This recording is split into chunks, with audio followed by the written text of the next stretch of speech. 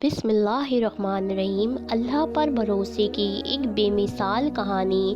ایک خاتون جب بھی اپنے شوہر کی پسند کا کھانا لاتی تو شوہر کہتا اچھا ہے لیکن میری ماں اس سے بہتر بناتی ہے۔ بیوی شوہر کو مسکرا کر رہ دیکھتی اور چلی جاتی، اور جب بھی بیوی اچھا پرفیوم لگاتی ہے وہ اس سے کہتا کمال ہے، میری ماں کی خوشبو کی طرح ہے۔ وہ مسکرا کر رہ جاتی ہے، اور اس طرح خاتون نے ساری زندگی ایسے ہی الفاظ سن کر گزاری۔ ماں کرتی ہے، ماں کہتی ہے، ماں کا پرفیوم، ماں کا کھانا پکانا وغیرہ وغیرہ۔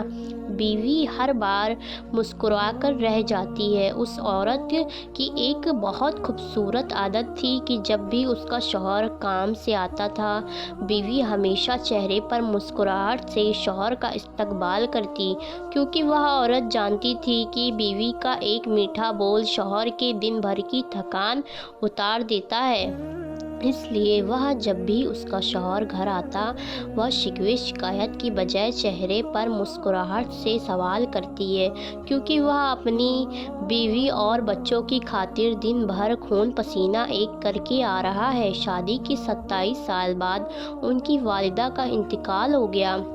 والدہ کی تدبیر کے بعد شوہر اکیلا بیٹھا تھا۔ اس کی بیوی اس کی آزمائش میں اسے تسلی دینے لگی۔ اس نے اس سے کہا اب تمہارا کھانا پکانا میری ماں کے پکانے جیسا ہو گیا، اور تمہاری باتیں میری ماں کی طرح ہیں، اور تمہاری ہنسی اور تمہاری خوشبو بھی میری ماں جیسی ہو گئی ہے۔ بیوی مسکرا کر بولی وہ کیسے؟ تو شوہر نے کہا میں نے تم سے 27 سال کی عمر میں شادی کی تھی، اور ہماری شادی کو 10 سال ہو گئے، اب تم میری ماں جیسی سوچ رکھنے لگی ہو۔ بیوی کہنے لگی کہ آپ ریاضی کے پروفیسر ہیں، پھر بھی آپ کا حساب غلط ہے۔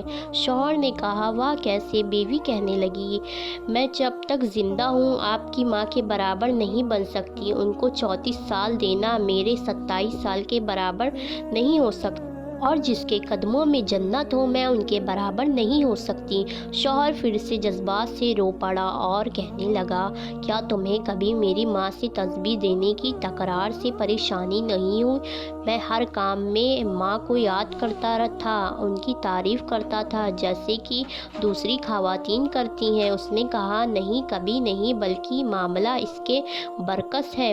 خاوند نے کہا کہ وہ کون سی باتیں ہیں جو تم تمنا کرتی رہی اور میں تم سے پوچھ نہ سکا؟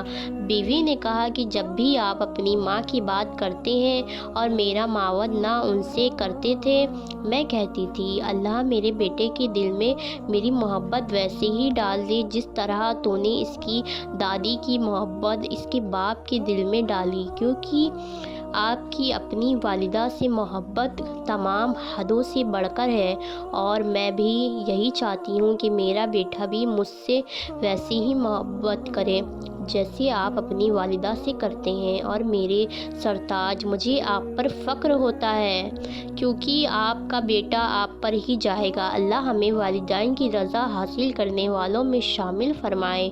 اگر آج کی بہو یہ بات سمجھ لے یا گڑ سیکھ لے تو بڑھاپے میں پرسکون رہے گی۔ آج کسی کے بیٹے پر قبضہ جمانے کی کوشش کل اپنے بیٹے کے ہاتھوں سے نکال دے گی، کیونکہ یہ دنیا کا مکہ فاتح عمل کا نام ہے۔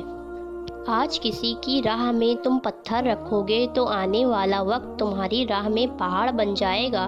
راتوں کو جاگ کر بچوں کے لیے اپنا آرام سب کچھ قربان کر دیتی ہے، اور باپ اپنے بیٹے اور اس کی ماں کی اخراجات پورے کرنے کے لیے دن بھر محنت مزدوری کرتا ہے۔ اگر اللہ تعالیٰ نے والدین کے دل میں ان کی اولاد کے لیے بے پناہ محبت اور اصرار کا جذبہ نہ رکھا ہوتا تو یقیناً بچوں کی صحیح معنوں میں پرورش اور تربیت نہ ہو پاتی۔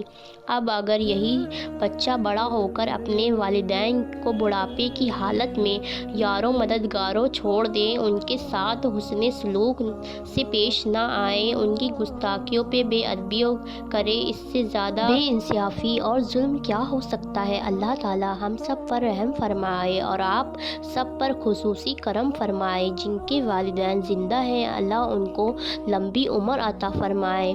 امید کرتے ہیں آپ کو ہماری آج کی ویڈیو پسند آئی ہوگی۔ ویڈیو کو لائک سبسکرائب کریں اور فلسطین کے لیے ضرور دعا کریں، اللہ تعالیٰ ان کی مدد فرمائے۔